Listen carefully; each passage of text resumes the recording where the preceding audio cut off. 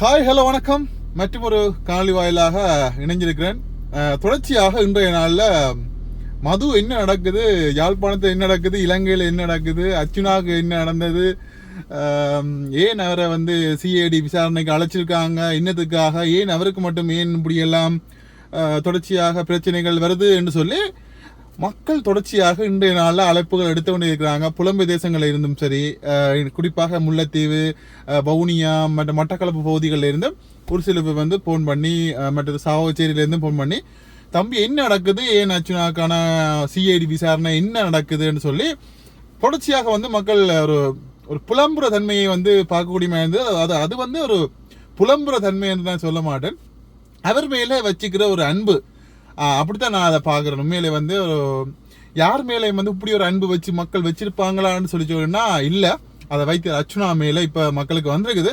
இது எங்கே பிரச்சனை ஆரம்பிச்சிருக்குது அப்படின்னு சொல்லி பார்த்தீங்கன்னு சொன்னால், முதலாவதாக பார்த்தீங்கன்னு சொன்னால் பாராளுமன்றம் முதலாவதாக வைத்தியர் அர்ச்சுனா அவர்கள் முதல் நாள் பாராளுமன்றத்தில் இந்த பிரச்சனை ஆரம்பிக்குது. வைத்தியர் அர்ச்சுனா அவர்கள் பார்த்தீங்கன்னு சொன்னால் பாராளுமன்றத்தில் அந்த ஒரு லைவ் வீடியோ ஒன்று போட்டிருந்தார். அந்த லைவ் வீடியோவில் அங்கே வேலை செய்கின்ற ஒரு பணியாளர் இந்த கதிரை நீங்கள் இருப்பதற்கான கதிரை இல்லை, எதிர்கட்சி தலைவர் சஜித் பிரேமதாஸ் அவர்கள் இருப்பதற்கான கதிரை நீங்கள் அதில் இருக்க வேண்டாம் அப்படின்னு சொல்லி அந்த ஊழியர் அங்கே பாராளுமன்றத்தில் வேலை செய்கின்ற ஊழியர் வைத்தியர் அர்ச்சுனாவோட கதைக்கிறார்.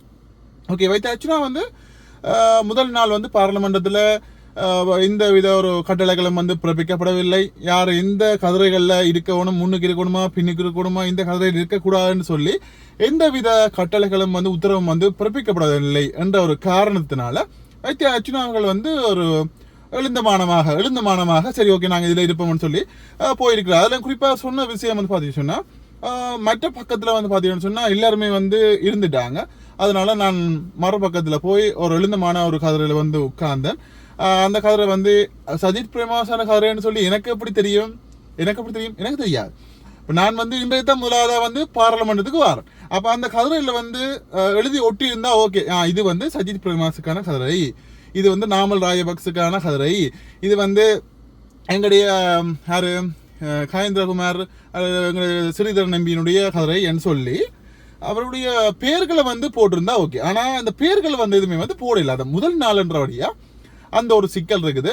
அப்போ முதல் நாளில் அந்த ஒரு பேர் எதுவுமே குறிப்பிடப்படவில்லை. யார் வேணாலும் எழுந்தமானமாக இருக்கலாம்னு சொல்லி போட்டோடைய வைத்திய அர்ச்சுனா அவர்கள் மறுபக்கத்தில் போய் இருக்கிறார். இப்படி ஒரு விவாதம் நடக்குது.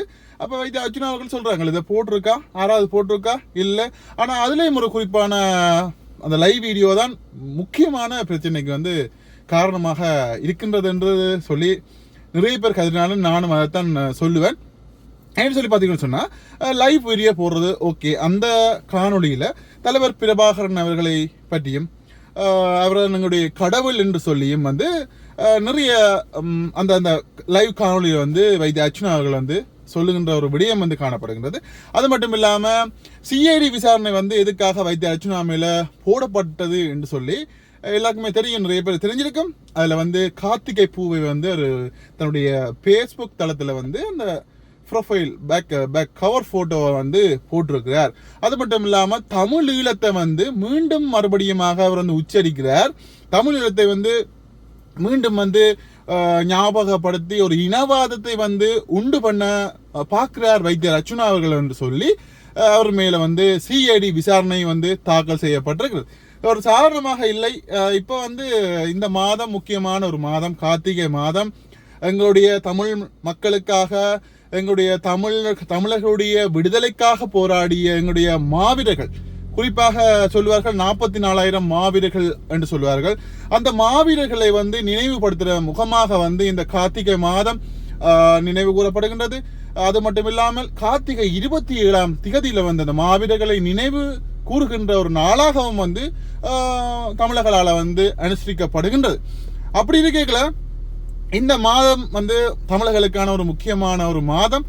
இந்த மாதத்தில் நிறைய பேஸ்புக் தளங்களும் சரி எல்லாருமே அந்த கார்த்திகை பூ, அந்த கார்த்திகை பூ என்ற ஒரு விஷயம் தமிழில் ஈழ மக்களுக்கான அந்த ஒரு அடையாளமாகவும் ஒரு குறிப்பிட்ட ஒரு நாட்களுக்கு முன்பதாக குறிப்பிட்ட வருடங்களுக்கு முன்பதாக இருந்தது. அது பிறகு எங்களுடைய அரசியல் சீரமைப்பு சட்டங்களில் வந்து அது வந்து மறக்கப்பட்டு அது தடை செய்யப்பட்ட ஒரு அமைப்பாக வந்து திகழ்ந்தது வந்து எல்லாருக்குமே தெரிஞ்ச ஒரு விடயம். அப்படி இருக்கைகளை வந்து இந்த ஒரு மாதம் ஒரு கார்த்திகை மாதம் எல்லாருமே வந்து போடுவாங்க. இப்போ வைத்திய அர்ச்சுனாதான் வந்து அந்த கார்த்திகை பூ வந்து ஒரு பேக்ரவுண்ட் கவர் ஃபோட்டோவில் வந்து போட்டிருக்காரான்னு சொல்லி கேட்டால் இல்லை. நீங்கள் வந்து சாதாரணமாக ஒரு ஃபேஸ்புக் தளத்தில் போய் பாருங்க, எல்லாருமே வந்து போடுவாங்க. அந்த பூ வந்து கார்த்திகை மாதத்தில் வந்து பூக்கின்ற பூ.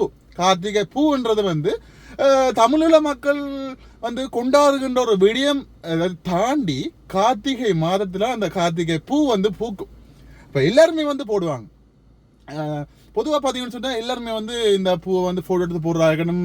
இப்போ நிறைய பேருடைய ஃபேஸ்புக் தளத்தில் வந்து இது ப்ரொஃபைலாகவும் கூட இப்போ இருக்குது. அப்படி இருக்கின்ற போது தனியாக வைத்த ரச்சனா மேலே வந்து கார்த்திகை பூவை வந்து போட்டிருக்கார், ஒரு இனவாதத்தை வந்து தூண்டுறார், மக்களை வந்து பிரிவினை காட்டி பார்க்குறார் என்று சொல்றது வந்து உண்மையிலே வந்து ஒரு ஏற்புடையதாக இருக்காது என்றதை வந்து நான் சொல்லிக்கொள்கிறேன். அது ஒரு பொதுவான ஒரு விடயம். ஆனால் ஓகே, பிரபாகரனுடைய பேரை வந்து சொல்றது, அடுத்ததாக வந்து தமிழ் ஈழம் என்று சொல்றது, அது வேணுமெண்டா ஓகே, அது வேணா அவர் சொல்லி இருக்கக்கூடாது என்று நான் சொல்றேன். ஒரு சில விடயங்களை நானும் சொல்றேன். அப்படி இருக்கின்ற போது இப்படியான விடயங்கள் வந்து நிறைய விடயங்கள் இருக்குது. அப்படி சிஐடி விசாரணைக்கு வந்து அழைச்சிருக்காங்க. அது மட்டும் இல்லாமல் இன்றைய நாளில் ஒரு சிங்கள ஊடகத்துக்கு வந்து நேற்றைய நாளில் கிரு நியூஸ் அப்படின்னு சொல்லி ஒரு ஊடகத்துக்கு வந்து வீடியோ ஒன்று போட்டிருந்தார். அதில் வந்து முழுமையாக அவங்க வந்து இந்த வீடியோக்கள் போடையில். அதான் வைத்திய அர்ச்சுனா வந்து சொல்கிறது, யாராவது லைவுக்கு வாங்க, நேரடியாக அரசியல்வாதியாக இருந்தால் லைவுக்கு வாங்க கதைப்போன்னு சொல்லி. அப்போ நேற்றைக்கு வந்து கிரு நியூஸுக்கு வந்து போயிருக்கார். அப்போ அவங்க வந்து கட் பண்ணி ஒரு சில விஷயங்களை தான் வந்து போட்டிருக்காங்க. அப்போ இன்றைய நாளில் இன்னொரு சிங்கள ஊடகத்துக்கு வைத்திய அர்ச்சுனா அவர்கள் வந்து போயிருக்காரு. போய் லைவில் வந்து நிறைய விடயங்களை வந்து சொல்லியிருக்காரு. உண்மையிலே வந்து அந்த லைவ் வீடியோ நிறைய பேர் பார்த்தீங்கன்னா தெரியும். அதில் வந்து நிறைய ஆழமான கருத்துக்களை வந்து சொல்லியிருக்காரு. உண்மையிலே வந்து நாங்களும் வந்து இன்னும் விஷயங்களை சொல்ல போகிறாருன்னு சொல்லி நிறைய பேர் வந்து பயப்பட்டிருப்பாங்க. அதில் வந்து வைத்த அர்ச்சுனா அவர்கள் வந்து தெளிவான நிறைய விளக்கங்களை வந்து கொடுத்துக்கார் தமிழ் மக்கள் சார்ந்தாகவும். அதாவது போராட்ட காலங்களில் வந்து நீங்கள் பிரபாகரனை எடுத்து பார்த்தீங்கன்னு சொல்லி சொன்னால் அவர் வந்து எந்த வித பிரிவினையுமே வந்து பார்க்கல. சிங்கள மக்களுக்கு வந்து எதிராக வந்து எதுவுமே வந்து செய்யப்படையில. அவர் வந்து பிரபாகரன் அவர்கள் வந்து சிங்கள மக்களுக்கான எதிரி இல்லை, அந்த காலத்தில் வந்து ஆட்சி புரிந்த ஒரு சில அரசியல்வாதிகளுக்கு எதிராகத்தான் வந்து செயற்பட்டார் என்றதை வந்து இன்றைய நாளில் அவர் ஆழமான கருத்தை வந்து வைத்திய அர்ச்சுனா அவர்கள் வந்து சொல்லிக்கிறார். நானும் வந்து வைத்திய அர்ச்சுனாவோட வந்து ஃபோன் பண்ணி காய்ச்சிருந்தேன். அண்ணா என்னென்ன நடக்குது, என்னென்ன அப்படியெல்லாம் கதைக்கிறீங்க அப்படின்னு சொல்ல அதை பற்றி அதெல்லாம் விட ஒன்றும் பிரச்சனை இல்லை, எல்லாம் பார்த்துக்கலாம் அப்படின்னு சொல்லி சொன்னார். அப்போ நான் சொல்ல இப்படி வர சில விஷயங்களை வந்து தயவு கதைக்காதீங்க அப்படின்னு கூட ஒரு சில விஷயங்கள் வந்து சொல்லியிருந்தேன். ஏன் இப்படி எல்லாம் இந்த சிஐடி பிரச்சனை என்னதுக்கு எல்லாம் போகிறீங்களா, இப்படியான வார்த்தை பிரயோகங்களை வந்து இனி கதைக்காதீங்க இப்படிலாம் ஒரு சில விஷயங்களை வந்து சொல்லியிருந்தேன். இல்லைனா இனி அப்படியெல்லாம் கதைக்க மாட்டேன், ஓகே பார்க்கலாம் அப்படின்ற மாதிரி சொல்லிக்கிறார். பார்க்கலாம். அது மட்டும் இல்லாமல் இந்த பாராளுமன்றத்தை பதவி வந்து பறிக்கப்படும் என்று சொல்லி ஒரு விஷயம் வந்து ஓடிக்கொண்டு இருந்தது. அது சம்பந்தமாக கேட்டேன். இல்லை அப்போ நான் ஏற்கனவே வந்து எனக்கு அந்த லெட்டர் ஒன்று வந்துட்டு ஃபேஸ்புக்கில் போட்டான்னு பார்க்கலையோ, அந்த ஃபேஸ்புக்கில் வந்து வேலையை விட்டு நிப்பாட்டிட்டாங்க அப்படின்னு சொல்லி அந்த ஒரு லெட்டர் ஒன்று வந்திருந்தது. அந்த லெட்டரை வந்து அவர் போட்டிருந்தார். நேற்றைய நாளில் கிருத்திகன் கிருத்திகன் அந்த இன்னைக்கு யூடியூப் சேனலில் கூட பார்க்கலாம். அவர் வந்து அந்த ஆதாரத்தை போட்டு இது சம்பந்தமாகவும் வந்து போட்டிருக்காரு. அவருடைய பதவிக்கு வந்து எந்த வித பிரச்சனையுமே இல்லை. ஆனால் வந்து நிறைய பேர் வந்து பிரச்சனைகளை வந்து உண்டு பண்ணணும் என்று சொல்லியே நிறைய பேர் வந்து இப்போ கங்கணம் கட்டி அலைகின்ற நிலைமை வந்து காணப்படுகின்றது என்றால் நான் சொல்லணும். அந்த அளவுக்கு வந்து இப்போ இதை வந்து தெளிவாக வந்து நான் கதைக்க விரும்பல. நடந்த விஷயங்களை வந்து இதில் வந்து சொல்லியிருக்கிறேன். நிறைய யூடியூபர்ஸ் வந்து இதில் கதைச்சிட்டாங்க. நிறைய பேர் என்னிட்ட வந்து கேட்டு, தம்பி நீங்கள் வந்து ஒரு விளக்கமாக என்ன நடந்ததுன்னு சொல்லி போடுங்க, எங்களுக்கு ஒரு ஆறுதலாக இருக்கும் அப்படின்னு சொல்லி கேட்டதுக்கு நாங்கள் வந்து இந்த விஷயங்களை வந்து சொல்லியிருக்கிறேன். ஓகே பாருங்க, எந்த வித பிரச்சனையுமே இல்லை. என்ன ஒரு சில வார்த்தை பிரயோகங்களை வந்து அர்ச்சுனா வந்து தவிக்கிறது நல்லதுன்னு சொல்லி தான் நான் சொல்லுவேன். நிறைய பேர் வந்து எனக்கும் வந்து ஃபோன் பண்ணி மக்கள் வந்து சொல்லியிருந்தாங்க, தம்பி ஒரு சில வார்த்தைகளை பிரயோகங்களை வந்து தவிக்க சொல்லுங்க, இப்ப தேவையில்லை, மக்களுக்கான ஒரு அரசியலை வந்து செய்ய சொல்லுங்க. மக்கள் நிறைய பேர் அவரை நம்பி வந்து நிறைய பேர் வந்து வாக்களிச்சுக்காங்க. அதனால அவங்களுக்கு ஒரு சேவை செய்யற முகமாக வந்து ஒரு 5 வருஷம் நல்ல ஒரு சேவையை செய்யணும் என்று சொல்லி நிறைய பேர் வந்து சொல்லி கொண்டிருக்காங்க. நானும் வைத்தாச்சும் நான் வந்து அவர்கிட்ட வந்து ஃபோன் பண்ணியும் சில விஷயங்களை வந்து சொல்லியிருந்தேன். பார்க்கலாம் இனி என்னென்ன விஷயங்கள் நடக்குதுன்னு சொல்லி. நடப்பது எல்லாமே வந்து நல்லதாகவே நடக்கட்டும் என்று சொல்லி கேட்டுக்கொண்டு இந்த காணொலியை வந்து நிறைவு செய்கிறேன். இன்னொரு அழகான ஒரு காணொலி வாயிலாக சந்திப்போம். ஓகே, பாய்.